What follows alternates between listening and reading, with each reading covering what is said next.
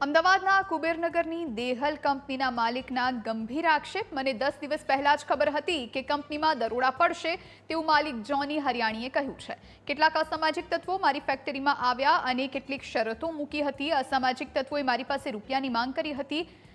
અગાઉ ડ્રેનેજની લાઈન નાખવા 1.5 લાખ રૂપિયા આપ્યા હતા। મારી પાસે તે ઘટનાના સીસીટીવી ફૂટેજ છે। મારી પાસે FSSAI નું લાયસન્સ છે અને તમામ કાળજી રાખવામાં આવી હોવાની વાત જોની હરિયાણીએ કહી હતી।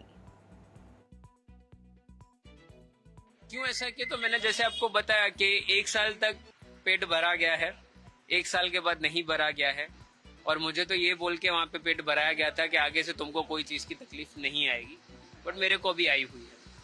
और 10 दिन पहले जो बंदा आया था मैं उसका नाम भी डिस्क्लोज कर दूंगा, बोलो मैं नंबर भी डाल दूंगा। मेरे पास उसकी सीसीटीवी फुटेज भी पड़ी है कि ये बंदा ये दिन पे आया हुआ था, मेरी ऑफिस में बैठा हुआ था, एक भी नहीं 2 जने थे एंड उन्होंने मेरे को ओपन धमकी दी थी कि हम बहुत कुछ करवा सकते हैं, पास में एक फैक्ट्री बंद करवाइए, हमको टाइम नहीं लगेगा आपकी फैक्ट्री बंद करवाने में।